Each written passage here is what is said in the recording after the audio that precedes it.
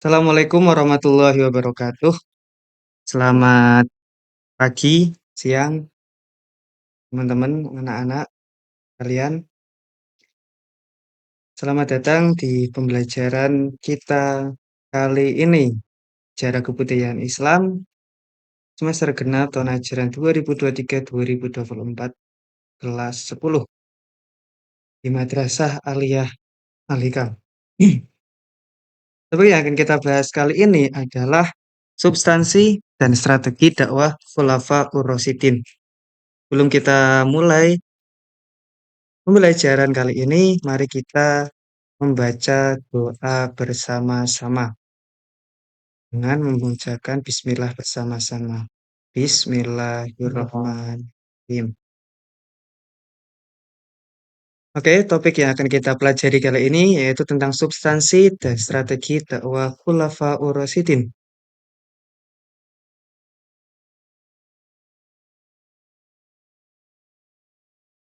Kalian tahu apa yang dalam gambar atau gambar-gambar itu siapa? Ya, betul. Mereka adalah Khulafaur Rasyidin. Sayyidina Abu Bakar, Sayyidina Umar, Sayyidina Ali, dan Sayyidina Utsman. Nah, tujuan pembelajaran kita kali ini yaitu bagaimana kita menganalisis substansi dan strategi dakwah Khulafaur Rasyidin sebagai upaya menanamkan sikap kepemimpinan, tanggung jawab, dan disiplin. Ya, sebelumnya perlu kalian ketahui siapa sih Khulafaur Rasyidin itu?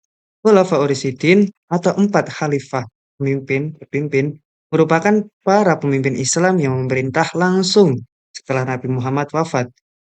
Mereka memainkan peran penting dalam menyebarkan ajaran Islam dan memimpin umat dengan bijaksana. Jadi, Khulafaur Rasyidin itu hanya ada empat, mengganti Rasul setelah Rasul wafat dalam memimpin dan menyebarkan agama Islam. Setelah Khulafaur Rasyidin, baru kemudian lahirlah dinasti-dinasti Islam selanjutnya. Mulai dari dinasti Umayyah, dinasti Abbasiyah, dan seterusnya yang akan kita pelajari di lain kesempatan. Nah, Khulafaur Rasyidin itu ada empat seperti yang tadi Bapak katakan. Yang pertama ada Abu Bakar As-Siddiq. Beliau berdakwah pada tahun 632 sampai 634. Abu Bakar As-Siddiq juga termasuk salah satu dari orang-orang yang pertama kali memeluk Islam dan merupakan sahabat Nabi, bahkan sebelum Nabi Muhammad memulai dakwahnya. Kemudian Umar bin Khattab. Setelah Abu Bakar As-Siddiq wafat, kepemimpinan umat Islam berpindah ke tangan Umar bin Khattab. Umar bin Khattab merupakan salah satu dari mertua Nabi Muhammad yang dengan gaya kepemimpinan yang keras namun efektif. Kemudian ada Sayyidina Utsman bin Affan yang pada masa beliau yaitu pada tahun 644 sampai 656, dan yang terakhir adalah Sayyidina Ali bin Abi Thalib. Sayyidina Ali bin Abi Thalib sama seperti Sayyidina Abu Bakar merupakan salah satu orang yang pertama kali memeluk Islam dan beliau merupakan menantu dari Rasulullah, istri dari anak beliau yang kemudian sampai sekarang menjadi cikal bakal keluarga Nabi atau yang dikenal dengan Habib atau Sayyid pada masa sekarang. Substansi dakwah Khulafaur Rasyidin. Jadi ada empat pokok atau empat substansi dari dakwah Khulafaur Rasyidin. Yang pertama adalah memperkuat pondasi iman, yaitu menyampaikan ajaran Islam yang murni dan mempertahankan tauhid. Nah, ini pada tahun-tahun pertama setelah Nabi Muhammad wafat, pondasi iman di Islam kembali dikukuhkan kembali dikuatkan kembali karena setelah Nabi wafat banyak sekali sahabat atau orang-orang yang dulunya beriman kemudian malah keluar dari Islam. Yang oleh karena itu pada saat itu memperkuat pondasi iman adalah tujuan yang paling utama. Dan tentunya pondasi iman harus terus-menerus diperkuat hingga akhir zaman.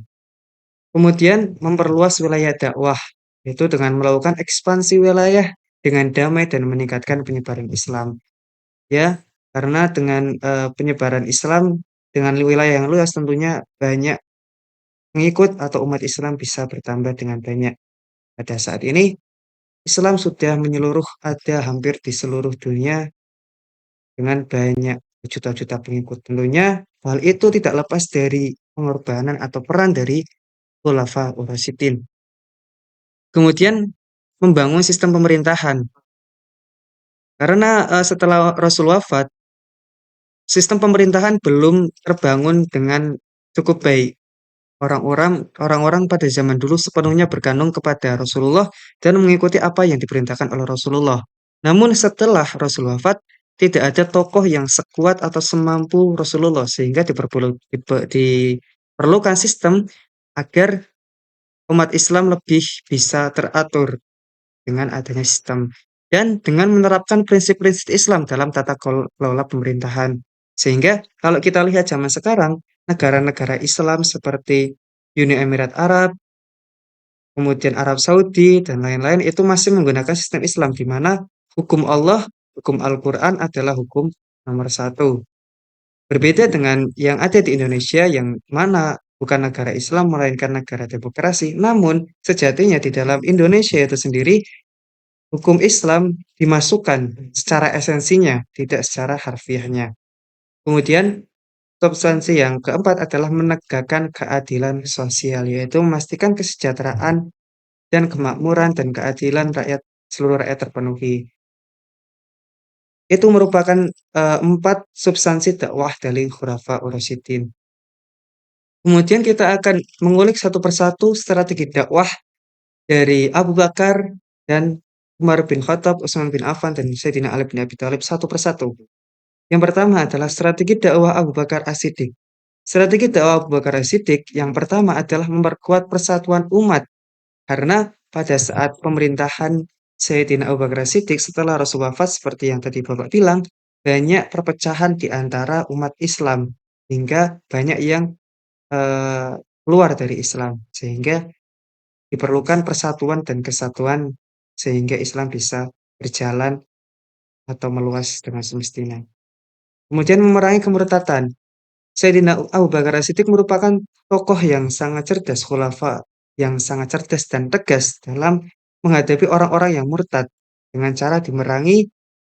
Sebelum diperangi pun beliau sudah melakukan pendekatan secara baik-baik, yaitu dengan berbicara, dengan bernegosiasi. Namun karena banyak yang menentang dan mereka yang murtad malah menolak hukum-hukum Islam dengan tidak membayar pajak dan eh, kembali ke hukum jahiliyah mereka, sehingga mau tidak mau Abu Bakar As-Siddiq melakukan eh,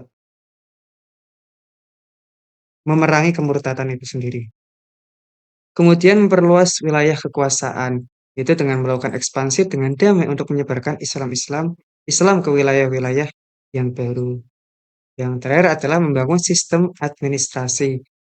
Tonggak utama atau pertama kali sistem administrasi Islam itu diperkenalkan oleh Sayyidina Abu Bakar setelah Rasul wafat. Hingga administrasi mulai terbangun di negara Islam. Selanjutnya adalah strategi dakwah Umar bin Khattab. Yang pertama yaitu menegakkan hukum Islam. Beliau, Sayyidina Umar bin Khattab, sangat tegas dalam menerapkan syariat Islam dan memastikan keadilan bagi seluruh rakyat. Beliau bahkan rela untuk mengirimkan eh, uangnya sendiri kepada rakyatnya, kepada umat Islam. Kemudian beliau bahkan sampai merelakan gajinya untuk umat Islam. Pada era beliau juga, era Umar bin Khattab, banyak sekali kemajuan-kemajuan dalam Islam. Dan selanjutnya yaitu tentang membangun infrastruktur, di mana beliau yang membangun jembatan hingga sistem administrasi. Selanjutnya yaitu mengembangkan pendidikan. Pada era dakwah Umar bin Khattab, Beliau mendirikan lembaga-lembaga pendidikan dan mempromosikan pengembangan pengetahuan. Hingga pada masa Umar bin Khattab mulai itu dipikirkan tentang rencana pengumpulan mushaf Al-Quran. Selanjutnya, strategi dakwah Utsman bin Affan. Sahabat Utsman bin Affan yaitu sahabat atau khulafaur rasyidin yang memprakarsai standarisasi mushaf Al-Quran, yaitu yang menyergamkan penulisan dan penyaliran mushaf Al-Quran untuk menjaga kemurniannya. Jadi pada saat Umar bin Khattab sudah dikumpulkan mushaf-mushaf yang kemudian pada masa Sayyidina Utsman bin Affan, mushaf tersebut distandarisasikan, disatukan dalam bentuk kertas dicetak dan disebarluaskan ke seluruh negara-negara Islam, sehingga tidak terjadi perubahan-perubahan dalam Al-Quran.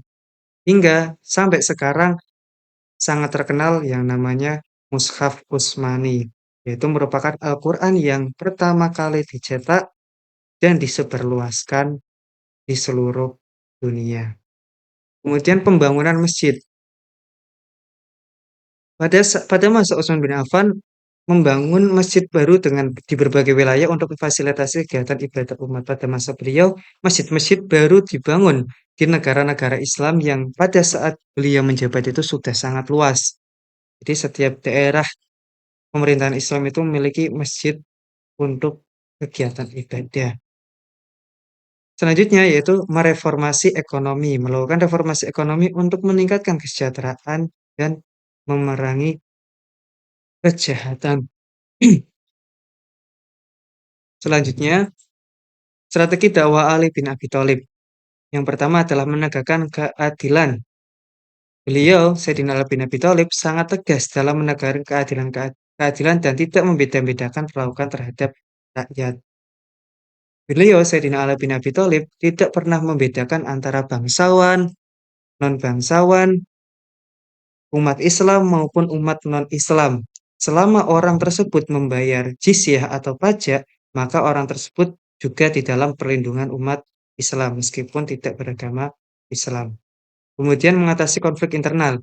Berusaha mengatasi konflik internal umat Islam yang terjadi pada masa kepemimpinannya. Pada saat eh, Sayyidina Ali bin Abi Thalib menjabat, umat Islam sangat terpecah belah dan terjadi menjadi dua kubu, kubu Sayyidina Ali dan kubu Sayyidina Muawiyah. Konflik internal terjadi karena kematian Sayyidina Utsman bin Affan, hingga banyak sekali pada saat itu terjadi beberapa peperangan atau konflik internal di dalam Islam. Kemudian yang terakhir yaitu memperkuat pendidikan. Beliau mendorong pengembangan ilmu pengetahuan dan menyediakan pendidikan yang lebih baik. Pada masa Sayyidina Ali bin Abi Thalib, setelah mengatasi konflik internal, beliau juga sangat condong dalam pengembangan ilmu pengetahuan.